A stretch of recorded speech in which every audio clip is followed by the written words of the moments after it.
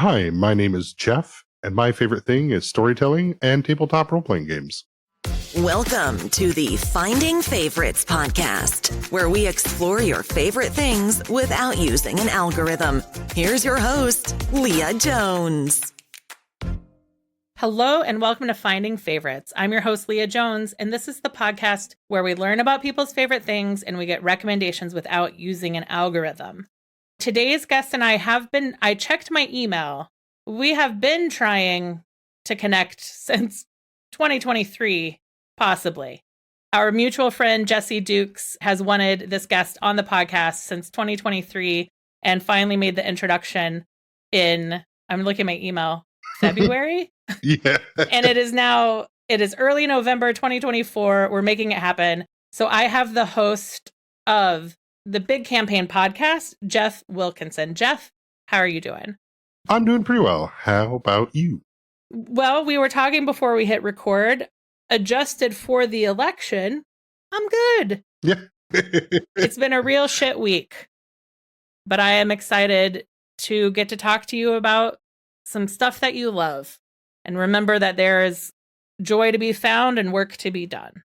Yeah, absolutely.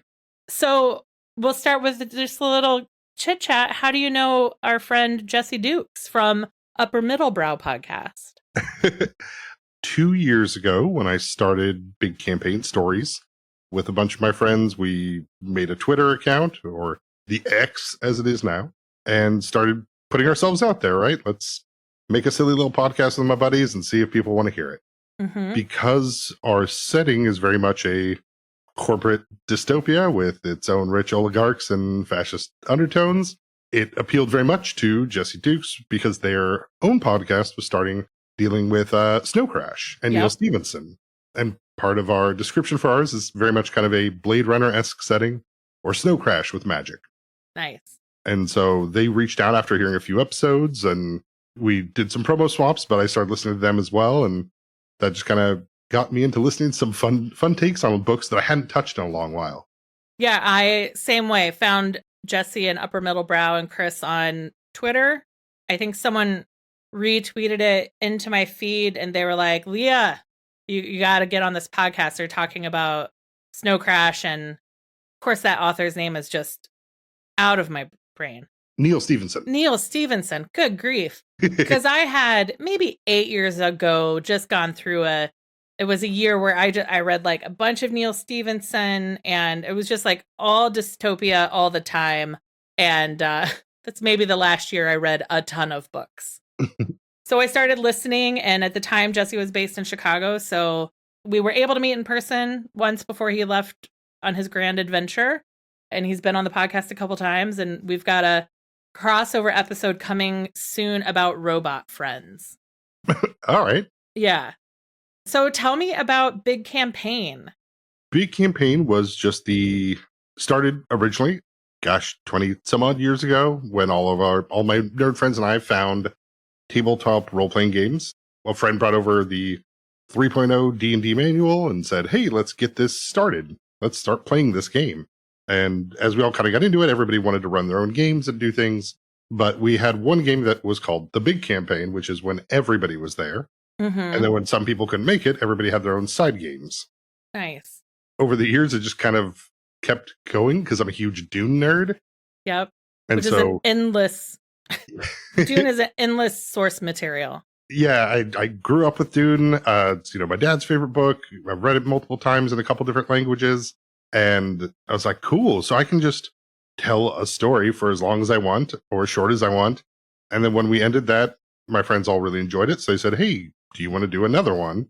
And so we took the world that they had played in the first time, and then we adjusted it and kept going. And now we're on the 8th iteration. Wow. 22 years later, starting from very generic fantasy, elves, dwarves, and guy has big sword, to finally sorcerers with cell phones and, religious armies dealing with corporate takeovers and things like that. And is your podcast a subset of that crew, or is it a different crew?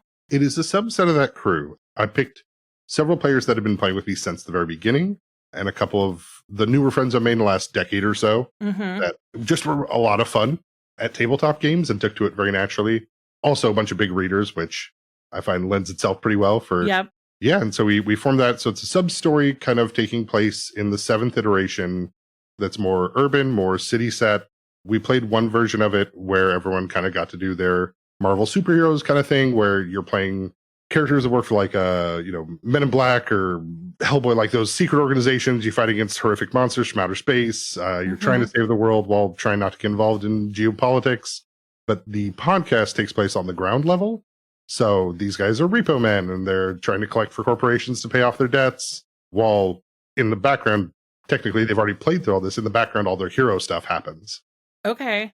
And are you the DM for the I podcast? am. Okay. Yeah. The DM and editor and producer? Yes. Yeah. I know from listening to a few of your episodes, you like to time travel a bit. I do. And so I thought of two very important, time travel moments for me. Great. Let's get into it. The first one being when I was about 9 or 10, we had come over from Portugal. We're staying with my grandmother and my aunt is there. My aunt was the nerd in the family. So she had all these cool books that I'd never seen before of like cryptids. Like you could just read a whole book on Bigfoot, Loch Ness monsters, fairies. And I thought she was like the coolest person in the world because she could draw comic books. And she was I think she's 14 years older than me. So I was like, whoa, she's 24 and I'm like 10. Like this is the coolest grown up I've ever met. So while I would annoy her by sitting in her room and looking through cryptid books, I found her Vampire the Masquerade books. And I'd never seen, I guess, make-believe have rules before. And it was like, whoa, this is cool. Like, what does all this mean? She kind of explained like, oh, you spend these points, you get these powers. And me and my friends, we all play vampires. And she kind of told me the story of that. And it blew my mind. It was the coolest thing I'd ever kind of thought you could do. So is Vampire the Masquerade, it's a tabletop RPG? It's a very different from D&D. It's a lot more removed from the idea of combat. It's a lot more about role playing your interview with a vampire. You have different vampire clans and different schools or powers that go with it, but it's a lot more talky based. And at this point have you met Dungeons and Dragons yet? I have not. Okay. Yeah, at this point, like I wouldn't meet Dungeons and Dragons till I was about 20. Okay. 1920. And this was my first run in with this. And I was like, wow, this is so cool. And then life goes on. We moved again and we traveled quite a bit. And then it wouldn't be my next time travel spot would, funny enough, be in 96 when we finally settled into the Seattle area, where a next door neighbor having a garage sale had a first edition D&D box. And I opened it up and looked in it, and there was a golden D20 in there. And I was like, I've never seen a dice with more than 6 sides. Oh, wow. What the heck is this? And I asked the guy if I could buy it for $25. He said, you can just have it. You can just take the whole box. Get it out of my house. Yeah. And of course, it was like some adventure path, which is already pre-written. It's not rules or anything. It's already a story made. Yeah. So it didn't teach me how to play or anything, but it was fun to read through and wonder, like, what do all these weird numbers mean? Right. Because at that point, you're not making a character sheet. You're just like reading a story of Dungeons and Dragons and casually rolling a die because it feels good. Yeah, exactly. Like you look over and they say D20 here and you're like, I've got one of those. Yeah. I don't know what it does, but neat. Nice. And yeah, then it wouldn't be that was 96. So yeah, it wouldn't be till 6 years later. My friend brings over D&D and I was like, oh shit, I have something for this. And weirdly, I moved about 20 times before I was 18. Oh my gosh. But somehow the D20 was with me the whole time. Yeah. And it is still, actually, funny enough, right here on my desk. Amazing. The corners are all rounded. The numbers are falling off. But it's just like, cool. But yeah, so those are the weird moments that led to when I finally got to try this. Yeah. It was like, oh, cool. I think I can do this. That's fun. So you're 20. Are you like in college? You're getting together with a group of friends from college, or how do you put together that first group of people? The first group of people was just friends from high school. A lot of my friends were ahead of me in years in high school, and I dropped out early to go to college. And so all of us had more time, and we all had our first like apartments and things like that. So it's like, like all of us in our early 20s, how much Mountain Dew, pizza, and video games do you want to play? And then someone's like, what if we play D&D instead? Yeah. Round it out a little bit. Yeah. And it sucked us all in clearly for now 2 decades. Yeah. In high school, my brother's 6 years older than me. And so he, I think for sure, was playing Dungeons and Dragons with people. And I think they sold it at the record store we went to growing up. Like Dungeons and Dragons was very familiar. It was around. And then briefly played, I mean, like maybe 2 nights. And then I like went to marching band. I think like Parasite in the 90s, early 90s. Oh, I don't know that one. It was or maybe it was called Pandemic. It was something spreading through the city, either a parasite or an illness. I think that's what it was called. My sister listens, she might remember. And then I tried again in my early 20s. A friend of mine got together a group of us to play D&D, and he did the maps, and he was our dungeon master. And at the time I had 3 jobs. Oh, so I was a waitress, and I worked at Walmart, and I worked at the Chamber of Commerce. So we would start playing Dungeons and Dragons, and I would fall asleep every single time and have the best dreams. Because he would narrate, they would all play, and occasionally they'd wake me up to roll, but I would dream whatever they were doing, I dreamt it. So I have really warm memories of it, but I was not successful.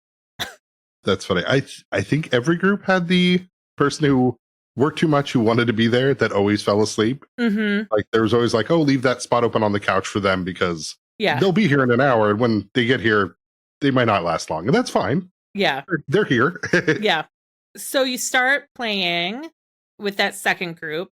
And I'm trying to think, what is the time in your life when you had, so you said like, we've got the big campaign. That's the one that's lasted all this time. And then you do subsets.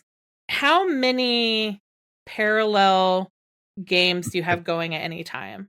Like ones that I run, I usually have 2 or 3. Okay. And then I have a couple friends who run games as well that I just play in. Because I do have one friend who just loves to change systems. Their love of TTRPGs is just how creative everybody gets with how they make rules and stories. Yeah. Like how do you get the feel of these kind of games when everybody's looking at the same math rocks and playing make-believe together? Right. Nice. So I love that. I love it as because there's such this will make sense.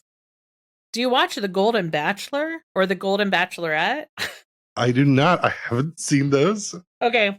So it's from, I don't watch the Bachelor franchise, but they just did a season, The Golden Bachelorette, where it was a bunch of men in their 60s and 70s in the house together. Okay. And they had the most fun they had. You know, they're all divorced or widowed and have just been lonely.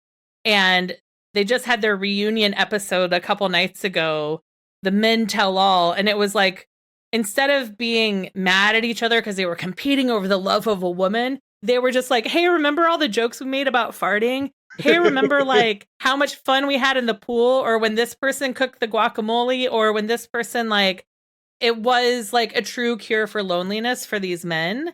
And I think that I love that you have like 20 years of playing tabletop RPGs with friends, because it's just so important to have something to root a friendship and relationships in over time. Yeah, absolutely. Well, especially thinking about those older men, like having that friend group or having people around is very important mentally for all of us. Yeah. And I can definitely say that over the years, having good friends that, you know, though we've joined militaries or started families or moved across countries or out in the world and all that, we still hop on Discord and we still roll some dice and we make dumb jokes and just kind of have fun being kind of dumb again. Yeah. Dumb without consequence, I guess I want to say. Like, you just kind of be silly and everyone laughs. Nice.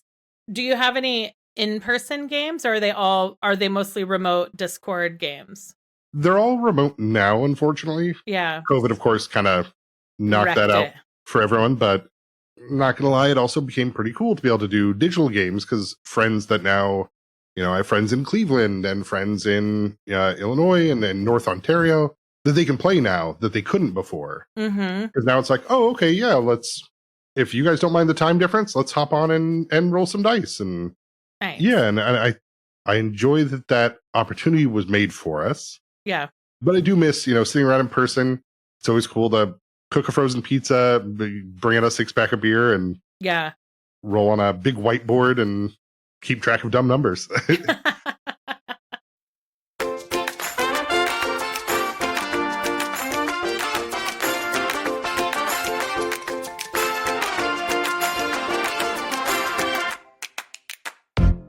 What I think is really interesting about people who take the role of DM is that you have a structure provided to you by a publisher, and then you work within the confines of that. Like if you're doing D&D, Mm-hmm.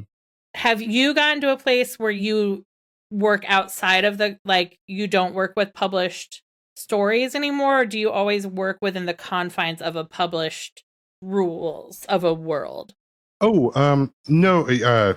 So yes, at this point, almost everything we all kind of do is a little bit homebrewed. It's all Okay. we all make it ourselves. We make our own settings and things like that because we've, as a group, gone beyond kind of the stories that are kind of prepackaged. Yeah. Not to say those adventure paths are bad. I think they're a really cool idea. They help a lot of people get into the game, and they show structure for people that may not know how to do a narrative structure. Yeah. Because DMing is a different skill than like writing a story. Sure. Because technically all my characters actually have agency that I can't control, and they will come up with their own everything. Yep. And so we found that a lot of those rules are great to use as like skeleton or to build from. Yeah. But it's just way more fun once you just kind of let your brain go crazy and start making stuff up. Yeah.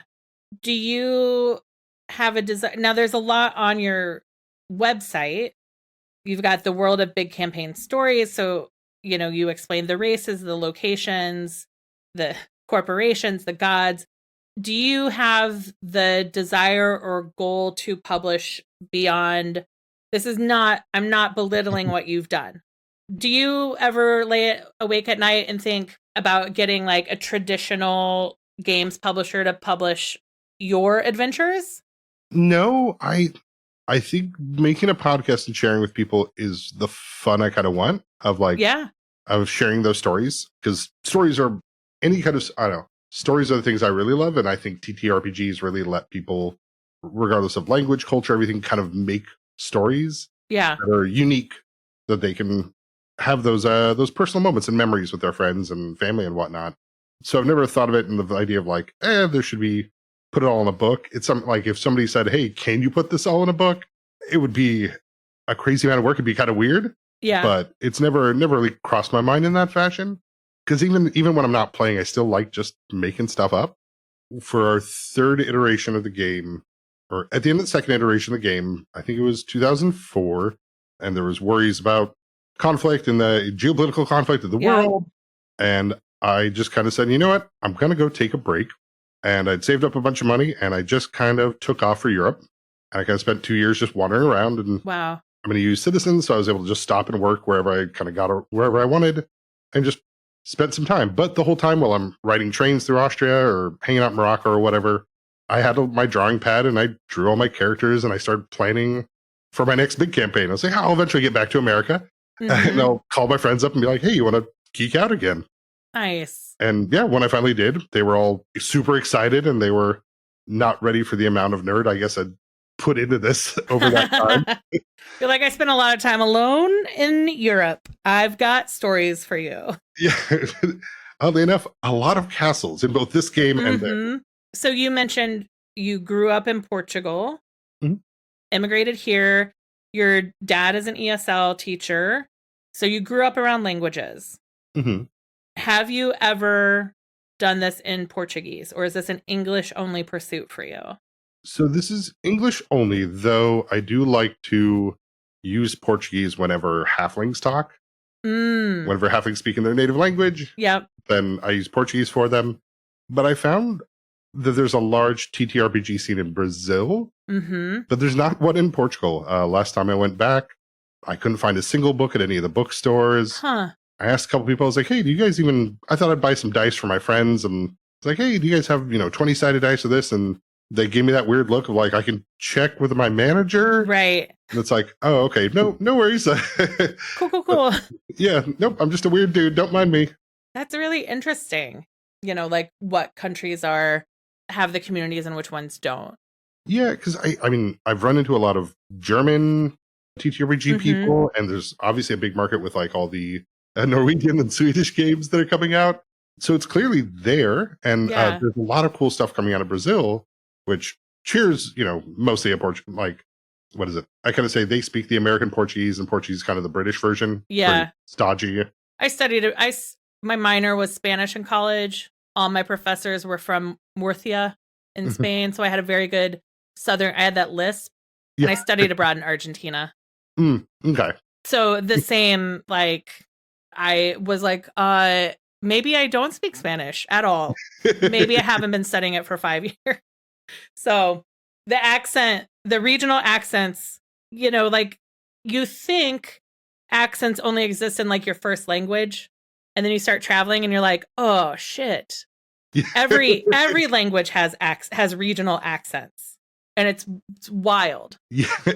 Yes. It's definitely it's a shocker because it makes, I don't know, I felt like when that hit me, it made the world feel like really big, but also kind of turned every country into, I don't want to use the word like normal, but like, oh, okay, so everybody has this issue. Yeah.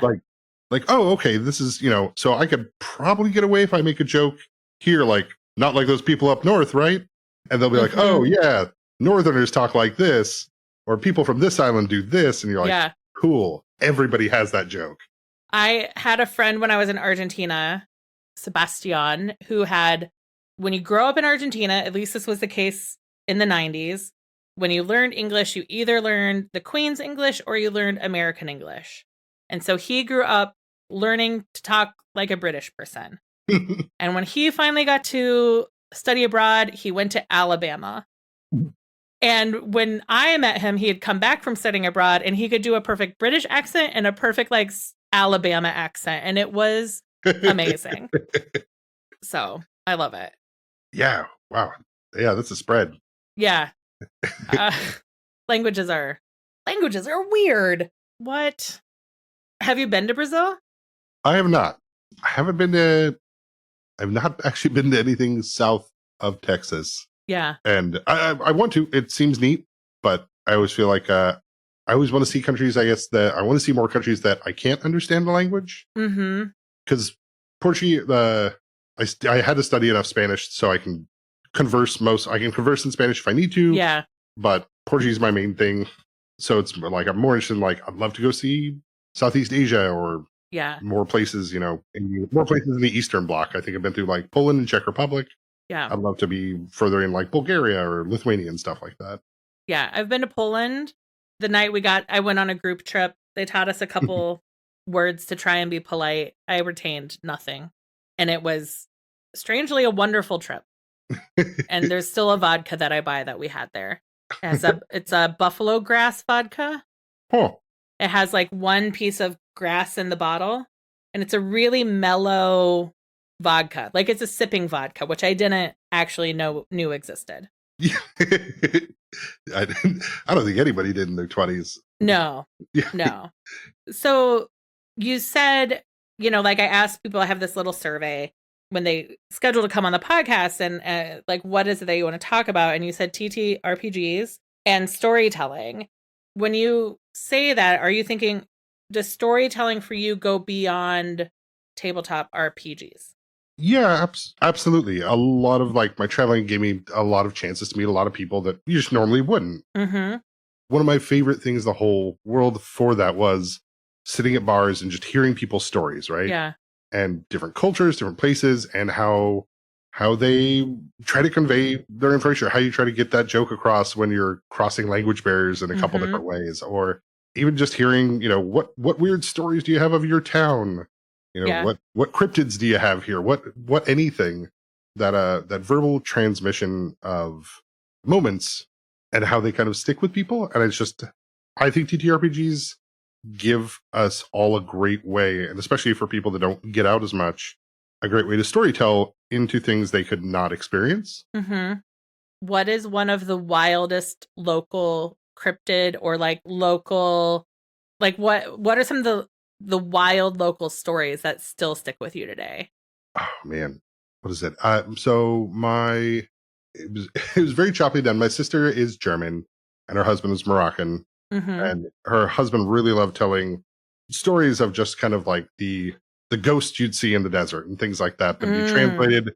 He would have to speak Arabic to my sister, and my sister, who doesn't really speak English, would take that and use her German to kind of her broken English to kind of give that story to me. And it's just, yeah, I mean, there's a lot of stories of, the things that are out there and spirits and Yeah. how you appease them. And this is why you do this thing. And it was just kind of neat. Yeah. Let's see here.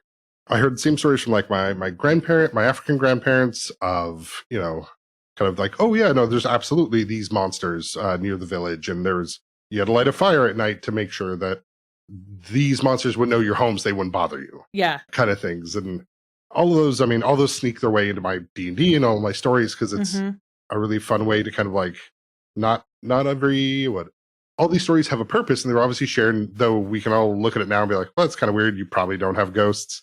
But if you believe you have ghosts and that removes anxiety and you light that fire and it does what it's supposed to do, it's functionally the same, right? You may not have ghosts, but you may have. I went to Africa for the first time this summer. So I went to Zimbabwe, South Africa, and Kenya. All countries where elephants just fucking live their life, and all of them don't like people, right? And I can imagine if I grew up somewhere more rural, even in America, like, in Chicago, I have to worry about like squirrels and rabbits and rats, like small mammals. And every once in a while, a coyote sneaks into a Quiznos and it's like a fun day on Twitter.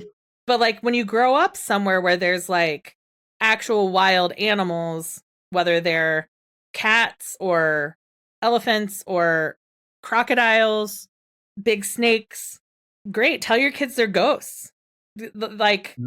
Keep them in. If that is scarier than like an elephant, tell them it's a ghost. Light a fire, tell them it's a ghost, go inside. Yeah, like the purpose of the story can always remain regardless of kind of the actors in it. Yeah.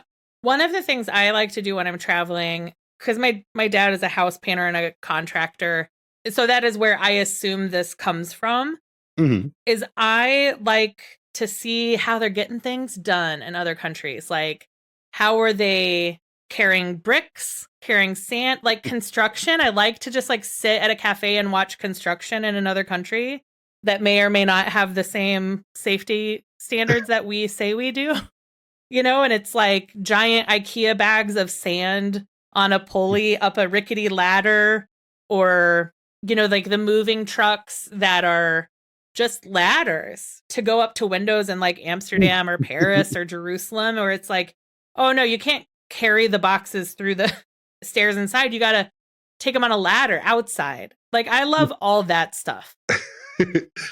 That stuff is all very funny. That I spent a summer working at the Faro airport in South Portugal as kind of I got hired on as like a worker at the airport, but really I worked for just this giant European company called Vedeka. And we all wore kind of like Venture Bros henchman shirts or outfits. Like we all had speed suits with a big V on the back. And it was definitely interesting working in that kind of like that layout environment of like, it's been 2 hours. Everybody just takes a half-hour coffee break. Right. But then you'd also have somebody be like, hey, we have another site that we're supposed to be at. The guy who's supposed to work the caterpillar that digs up the dirt didn't show. So we're going to send 5 of you out there with shovels, move a pile of dirt for 8 hours. And it's like, okay. All right. And so we got on a bus and we went to the site and we moved dirt in 100-degree weather for 8 hours. And it's kind of like, it's fun because just this is how it kind of has to get done, right? Like you don't have the machines and you don't have the things. People, you just make people do it. Yeah. And those moments, right? They become fun because you have a group of people you can kind of talk with at like any table. And so you tell stories about like, oh, tell me your best drinking story. Tell me your best blah, blah, blah. And no matter who, or not no matter, almost everybody wants to tell a story. Yeah. Yeah. I trying to think if I heard any really good stories while there were 4 of us that went on this trip to Africa together. I mean, for me, when we got to Kenya, we stayed in Nairobi. And I don't know if you've been to Nairobi, and there are no stoplights. There are no street signs. There are traffic patterns, and there are lines down the middle of the road, but there's nothing beyond that. Sometimes there's roundabouts. The only traffic lights I saw were at a toll booth. So they'd stop and pay your toll. But other than that, I was with one of my dear friends, her husband's in the State Department. So every few years they move and they drive on the other side of the road in Nairobi than we do here. And there's just no signs. And I was like, how did you learn how to drive in this? And she said after about 3 months, she stopped gasping every time they made a right turn, which was cross traffic. She's like, once I stopped grabbing the car and gasping and praying every time I turned, I knew it was time I could start learning to drive here. And it was just wild because I've been in the UK, I've been in countries where they drive on the other side of the road, and it's always, your brain is always a little bit wait, what's happening? What's happening? But taking away all stoplights and street signs was wild. Yeah. I mean, there's a lot of parts of Portugal that are like that. Mm-hmm. That they just, your friend lives here because that's where their farm is. Yeah. If you asked me for directions there, I couldn't give it to you. I just know, you take a right at this bar, you're going to go up this road until you pass the olive tree where you caught that chameleon one time. Mm-hmm. And then you take a left. And then once you get to this spot, you're probably pretty close. And it's, it's interesting because we think those things are important, but they kind of aren't. Right. Right. We believe in the sacred painted lines and all these rules. But if you don't have those, then everybody's kind of driving with the same idea of self-preservation. Yeah. Right. There's not that person who just, I had a free right and somebody runs a light. Yep. And we get mad at them because didn't you see the thing? You aren't supposed to go now. Mm-hmm. It doesn't matter. We still hit. Versus if you're going to make that right across incoming traffic in Nairobi, the other people who see you doing that are also probably going to be well, I don't want to run into another car. Yeah. So this is just super jumping around.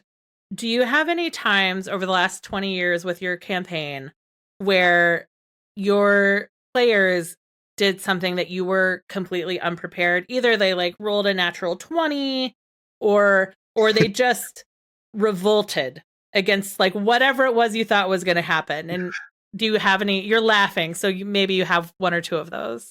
Yeah, I do have a couple. One of my absolute favorite ones, and I think Chris Bagg might have brought this up on your episode with him.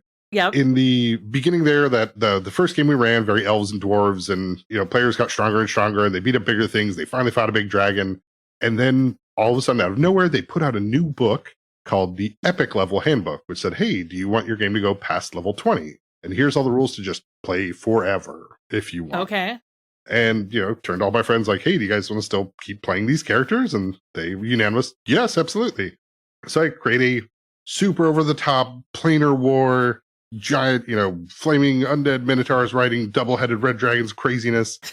And players are having a blast. And eventually I was like, cool, I need something terrifying because they're chewing through everything. Yeah. I was like, boom, sentient black hole that is here to effectively erase reality. Wow. And I was like, I got him. This is going to be awesome.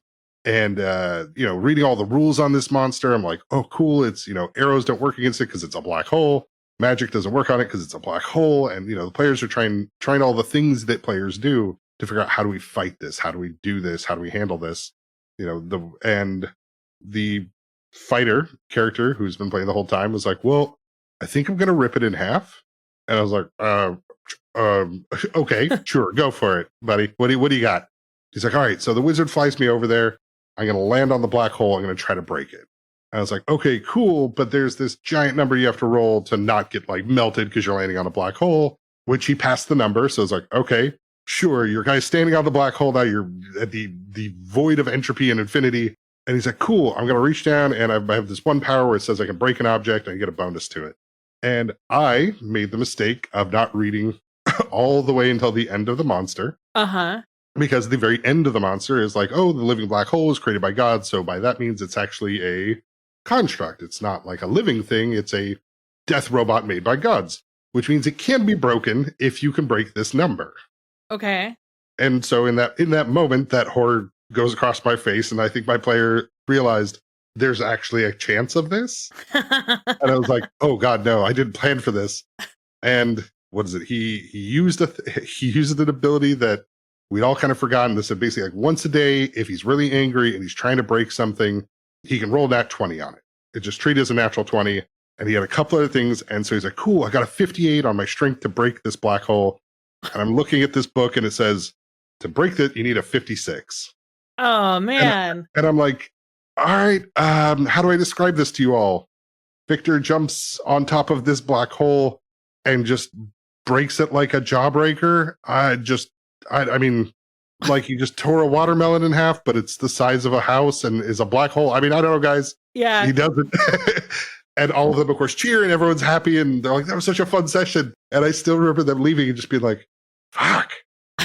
Like, oh, damn it. What's left? Yeah, like, what the hell do I do now? Right. What did you do? How did you recover? That's where I was like, cool. Come up.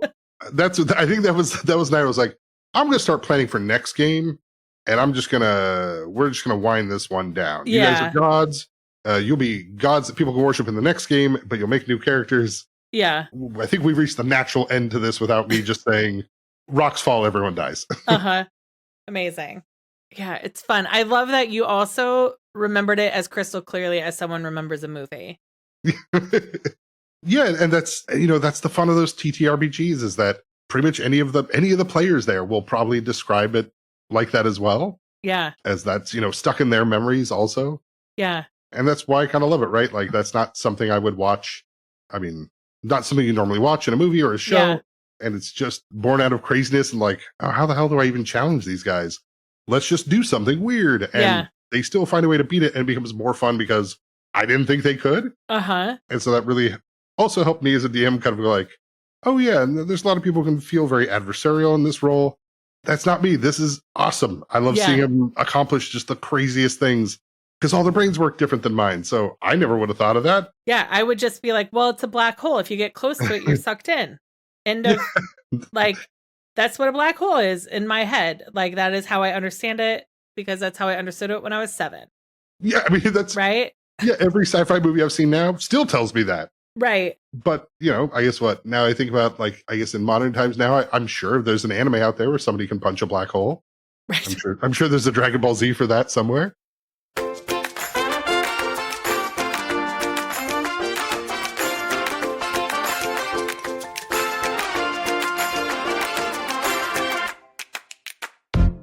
I'm curious, Jeph, like, how do you bring people in who have never played before?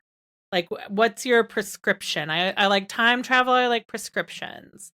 So that's part of that is also why we kept restarting the worlds. Yeah. After we finished the black hole thing and all that, my players, they had so much fun. They told their friends. So the second one we ran was still, of course, called Big Campaign. It was just Big Campaign 2. But this time I had like 11 players as opposed to the first time I had 7. Yeah. And so I was like, okay, so I got 4 new people. Hey, let's start you on the basics of like how to kind of make a character, but mostly kind of talk to people like, hey, I like to think of, did you come from books or video games? Like, what's your base mindset coming into a role-playing game? Because if it's books, those people generally are really good at descriptions and think about their character and they get stuck on rules, right? Mm-hmm. Oh, I want to do this cool thing. Like, I want to grab the one ring and not be corrupted. Well, you got to make a save for it. And if you fail, you're just corrupted. Like, that's just kind of how it goes. Sorry, buddy. Yeah. And some people don't like that. But then the video game people will be like, hey, I just beat up this monster. Can I eat it and get all my hit points back? And you're like, well, no, that's not how food works. Right. And they end up being the people who lend themselves to rules really well, but they have a hard time with the open sandboxness of, you're in a city. What do you want to do? Yeah. And they're looking for the thing to click, or they're looking for tell me where the story goes. Yeah. And it's like, well, you are the story. You need to, like, we're all pulling the same cart together. Mm-hmm. I'm just, setting the beat or setting the tone. Yeah. I'm sure I also talked about this on my episode with Chris. There's an episode of Newcomers, which is a podcast with Nicole Byer and Lauren Lapkus, 2 comedians, 2 improvisers. And on newcomers, every season they watch a series they've never seen before. Mhm. So the first season is all of Star Wars, or it's 20 episodes of Star Wars. Second season is Lord of the Rings. And it turns out there's not really 20 episodes of podcasting to do about Lord of the Rings. If you're doing one per movie, and then they're like, and the animated show, and the radio play, and fan fiction. They really stretched it. But they brought in a DM who they did a Lord of the Rings, like a 1 episode Oh, fun. little adventure. And because they're improvisers, they were so good at it. Once they understood, like, oh, this is improv, but instead of acting it out on stage, I'm telling you all the things I want to do. Mhm. And it's a really fun episode of 2 people who have never done role playing in a game, taking like the world of Lord of the Rings, which they've just gotten very familiar with, and then learning about rolling a die and how to, like, it was a really fun episode. I actually did put that one on my listen list from your episode, so I Yeah. haven't got to it yet, but that but yeah, I mean, bringing new people in is always, I always like to find out kind of where they're coming from, but then next is just kind of starting small with how do they like to play make believe? Do they want that grand adventure, or are you wanting to start problems in the bar? Are you wanting to Mhm. hit on NPCs? Are you like, what do you know about this stuff, and how do you want to do that? And then you can start bringing in dice and the random element to kind of show them, hey, here's how this kind of goes. If you big numbers, good number generally, Yeah. unless for some reason it's not. But different systems, of course, yeah, different Yeah. systems have different rules on it. Do you like that number or not? But I feel like everybody has that ability to play. Mm-hmm. And D&D may not be the right game. Like, we play Pathfinder, which is a variation of D&D that was made during a bunch of weird corporate decisions that happened to Wizards of the Coast, who owns TSR. But there's so many cool games out there for, if that doesn't work, that you can have somebody play that they might just fall in love with. Yeah. For my aunt, it was Vampire. And though I've played that, as I'm now playing as an adult, it's like, not really my game. Yeah. But it got my brain going when I was a kid. It was so cool. Does she know that she's part of your origin story? She does. She does. We laugh about that because her older brother, my uncle, also played D&D, but back then it not being as cool, right? Sure. The younger aunt got to be part of that Gen X group that Yep. those things were neat, but my uncle being older and playing in the 70s, he's like, oh, you got picked on a lot, so I didn't tell people I played. Yeah. And it wasn't until he heard that I was playing a lot, he's like, I used to play that game. It's like, it's cool now. You can just say that out loud. Like, Yeah. no one's going to give you crap for it. Yeah. I was just listening to an episode of High and Mighty with John Gabris, which makes now 2 episodes in a row where I've talked about listening to his podcast with someone who is just releasing a card game, like a role-playing game of cards. So I think it's sort of in the world of Magic the Gathering.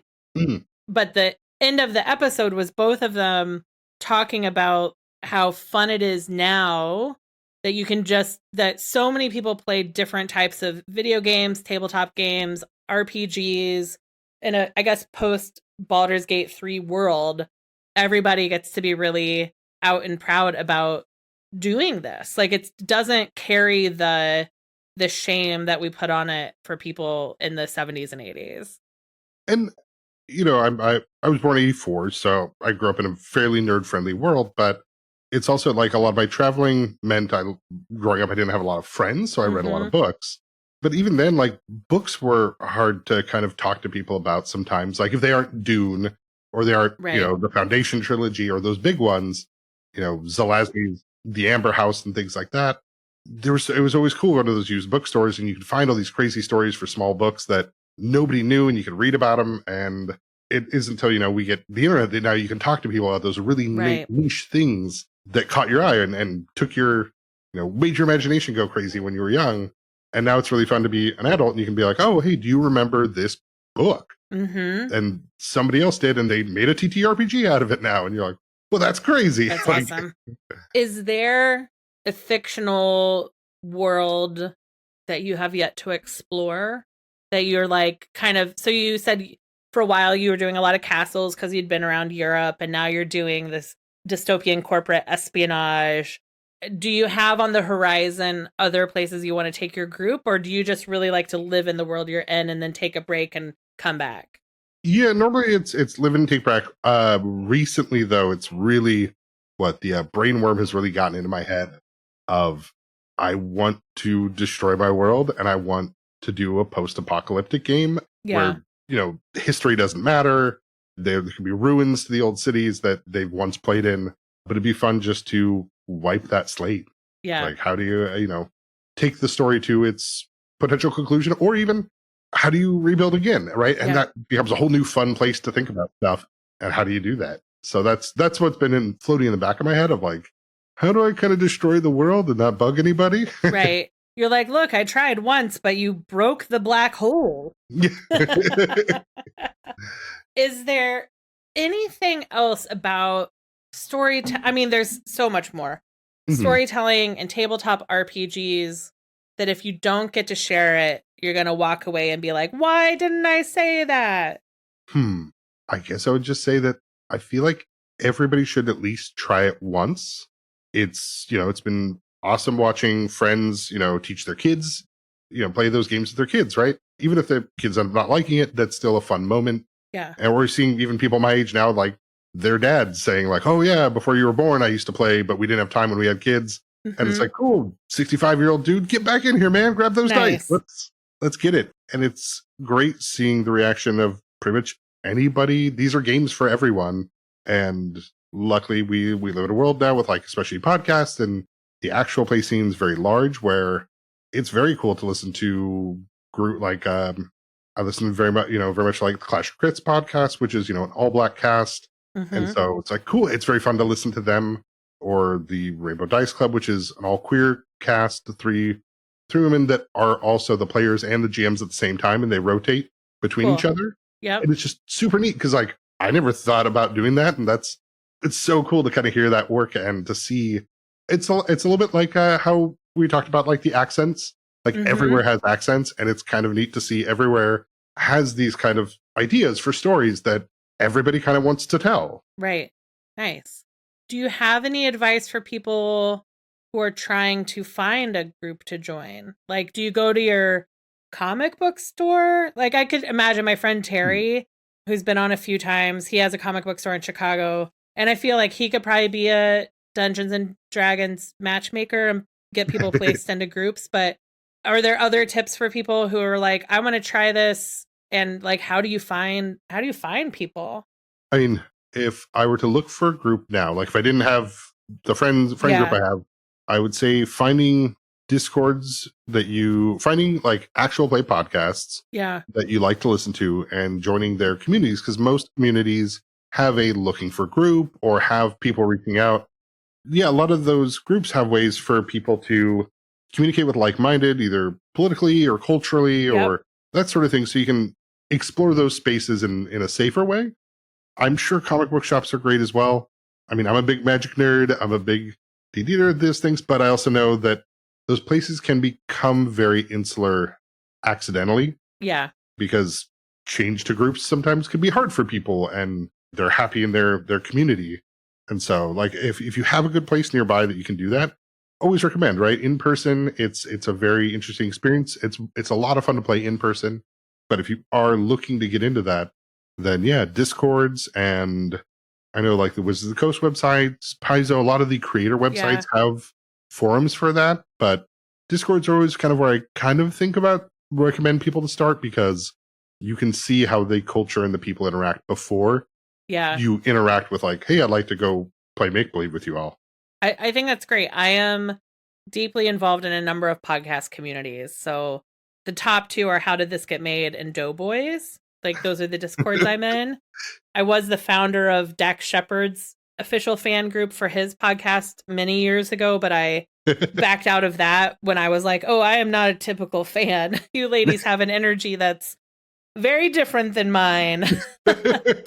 But absolutely, podcast fan communities are some of the best people you'll find. And I think like the Discord I've met, which is the Doughboys Discord, I've met such good people.